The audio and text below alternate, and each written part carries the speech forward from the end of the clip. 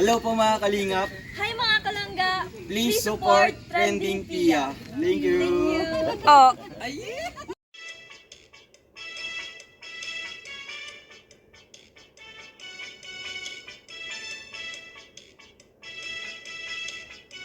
Guys, welcome back to my channel, Trending Pia po. Ayan, bago natin i-start ang ating reaction video, pasalamatan muna natin si Lord sa maraming blessing. Lord, thank you po. At syempre, pasalamatan natin ang may-ari ng video. Kung hindi ka pa nakasubscribe kay Rachel Morales Vlog, please guys, subscribe ka na. At syempre, kay Ruel of Malala, kaya subscribe nyo rin po. At huwag kalimutan, supportahan, syempre, Ama ng Kalinga, Kuya Bal Santos Matubang, Kalinga Frab, Ate Edna, at lahat po ng mga small charity vloggers ng Kalinga partners. Ayan, subscribe po natin at panoorin ang video and co-reactors. So ngayon guys, maraming salamat po sa nagla-like, nagsishare, nagsubscribe kay Trending Pia.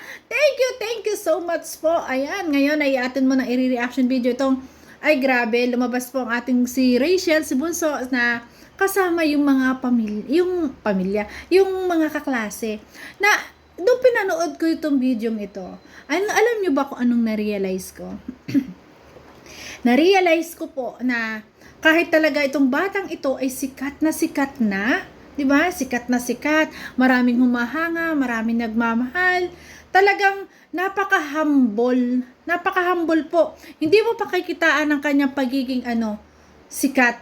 Nakasama yung kanyang mga kaklase. Talaga nakikipag-banding siya sa kanyang mga kaibigan, sa mga klase. Kung saan sila kakain, ayan, talagang makikita nyo na talagang si Rachel ay talagang grabe, si Bunso. Sobra po. Ayan, wag nyo nang questionin kung Rachel o Bunso yung aking aking sasabihin. Siyempre, parehas lang po yan at hindi po ako nagbabago. Di ba? So, ayun, dito na ito kasi na ang saya ng banding niya with classmate and Trixie na talagang kahit siya ay sikat na tao, hindi siya nahiyang kumain sa isang karinderya, 'di ba?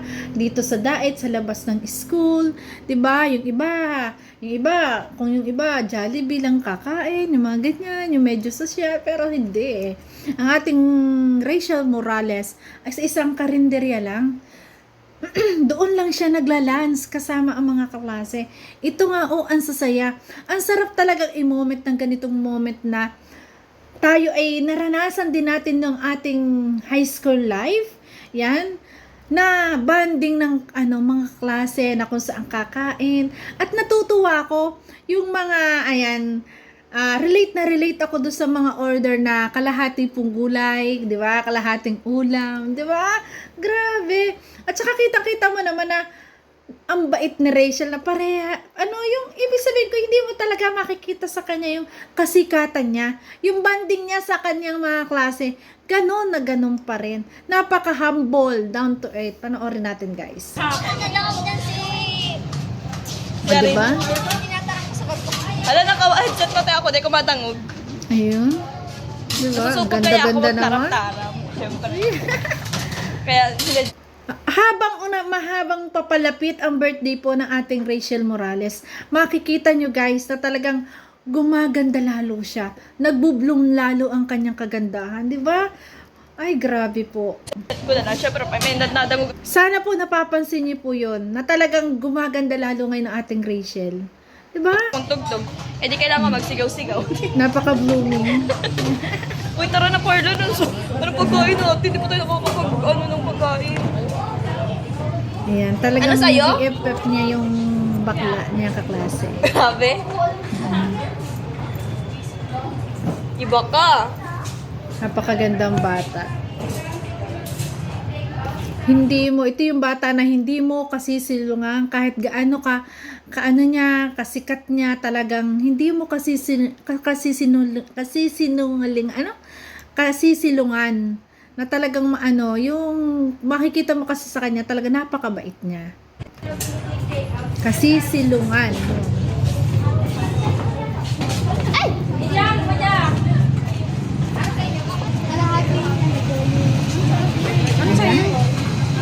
Giniling po kalahati. Diba? Makikita mo, ganyan tayo eh. Kalahati pong giniling, kalahati pong gulay, tapos isang kanin, sapat na yun. Basta, ang mahalaga ay makakain ng lunch. Diba? Mamaya nasa YouTube ka na. Ayan. Ang gaganda rin ng mga klase niya. Maganda Pero talaga syempre, yan. pinakamaganda Slay! silang dalawa nito. Tapos tago ng tago. Pero nung nakita ko yung IG niyan. Oo, ang ganda ni ID niya. Sabi, Oh, hanggang ano ganyan. Slay nga, slay. Slay. It's normal. Ay, ang ganda naman. Ang ganda naman ni Bunso. Lalo pag gumiti, napakaganda. Sa Pilipinas tayo, wala tayo sa United States of America. Sa State of America. Dae. Nasa United States of Dae tayo ngayon. tsaka isang kami. Diba? Ate kalahati dito. Sikat pero ordinary lang ding estudyante na kumakain sa karinderya. Diba? Parlan, ano sa'yo? Parlan! Bakit? Meron ka? Isang san. Kuya, anong ulam nyo? Ay, naginiling. Pakbet? Napakpet kayo? Tapos kalahati pong pakbet. Diba? Kalahati. Mainit pa kaya yan? Isang... Baby carnini. Ano sa'yo, baby? Siguro paborito ni Rachel po ang mainit na gulay, no? Kasi tinanong niya sana, ano mainit pa ba yan, di ba? Paborito niya siguro kung kakain siya ng gulay, gusto niya mainit. Ayan, kakain na po tayo. Ayan ang ating ulam. Ang ulam niya, dinuguan. Paborito pala niya ang dinuguan, hindi ko alam. Dinuguan at Shanghai, di ba? Grabe. At Parlan. Yun ang kanyang kaklase. Hotdog. Tsaka, ano yan? Ano ang tawag dyan? Dila-dila, ay ang bilongga. Ganon ba sa tawag dyan? Nalimutan ko na. Inuulam nila. Tsaka Bicol Express kay Yung Amaro. Bicol Express. Sila Ang sa sarap kabilang niya. table, sila Tracy. Kakain na tayo. Eat. Sabaw ka? Tara. Sabaw ka? Sino nga sabaw? Ang saya nila. Ang sarap. Sabaw ka?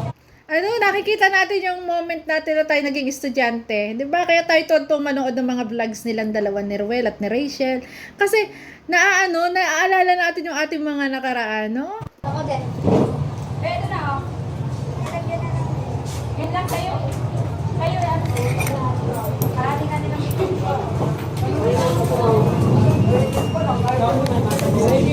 Sabaw? Sige po. Sabaw din.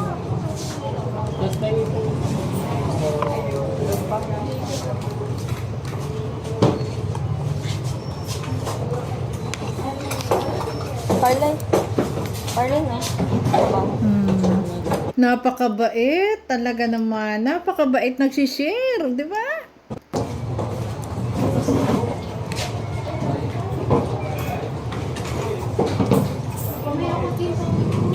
Ano, bibigyan ka niyan. Yan ang bibigyan ka yan. Tatawag ka niya ito, tinan mo. Sabaw, sabaw, sabaw. Diba? Ang sarap kumain. Nagugutom tuloy ako. Diba yan? Sabaw. Manamit. Manamit. Ano yung masarap? Manamit talaga dinuguan.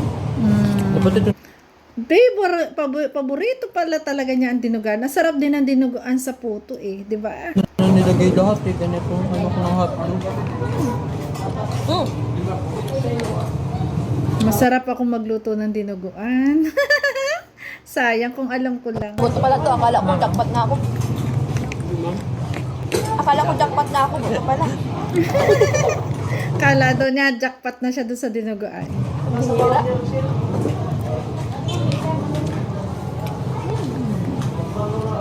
Diba? Ito yung sikat na napakasimpleng bata. Kumakain pa rin sa karinderya. Diba? Grabe.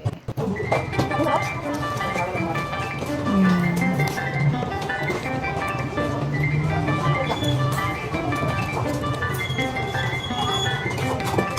Dito sa video na to guys, makikita natin na maiisip natin na kahit anong kanyang na-achieve sa buhay, kasikatan, maraming nagmamahal, maraming sponsor, talagang makikita mo yung napaka down to earth niya, na napaka humble po. Yan, ito po talaga yung ating Rachel Morales na ating hinahangaan. At ito yung atin, kaya tayo lalong napapamahal, ganito po yung ating nakikita sa ating iniidolo. Kaya, ayan, kaya naman, yung mga basher, tigilan nyo po. Tigilan nyo naman po ang pambabash sa bata. Napakabata pa po niya para i-bash nyo palagi. Nababasa ko yung mga bad comment. At saka unawain po natin ang sitwasyon. At lagi paglawakan po yung isip, ay grabe. Yung mga basher ko, yung mga basher na Rachel, ano po, tigilan nyo po. Wag na po kayo mambash. Kasi po, alam nyo po ba, yung paninira nyo sa kapwa, yan po ay napakalaking kasalanan po. Malaking kasalanan po yan sa Lord, sa Amang nasa langit. Napakalaking kasalanan po yan. Pag hindi nyo po yan mahihingi ng kapatawaran sa ating Amang lumikha, tandaan nyo kung saan kayo pupunta. Grabe, tigilan nyo po yung pambabas, lalo na yung mga below the belt, kung anong mga sinasabi, her saying, na wala naman po katuturan, wala namang katotohanan. Tigilan nyo po yung mga words na ganyan. Alam nyo po, ang inyong kaluluwa po ay inyo lang pong nilalagay sa diba? Saan nyo inilalagay? Sa kasalanan. Dapat po yung buhay natin ngayon, tayo nagsisisi, nagbabalik loob sa Panginoon kung may nagawa man tayong kasalanan. Inaamin ang mga kasalanan. Dapat po tayo nagsisisi na lang at huwag po tayong manira ng kapwa. Yan po talaga ang ayaw na ayaw ng ating Panginoon. Kasi nasa 10 utos po yan na sana po ay huwag po talagang manira. Ayan. Kung sakali naman po na tayo nakagawa ng kasalanan, pwede po tayong humingi ng tawad sa Panginoon at isabuhay na lang po natin na huwag na mangyari kasi walang perpektong tao sa mundo. Lalo kung pag nagagalit ka, na ititrigger yung utak mo, nakakapagsalita ka na hindi maganda, di ba? Sana po yun ay maiwasan na. Sana po unawain po natin ang bawat sitwasyon. Ayan po, at tigilan po ang mga basher. Please po, tumigil na po kayo. Mas piliin nyo po maging isang mabuting tao. Paulit-ulit kong sinasabi na, mas piliin po nating maging isang mabuting tao. Dito sa mundong ito, sikat tayo, di ba?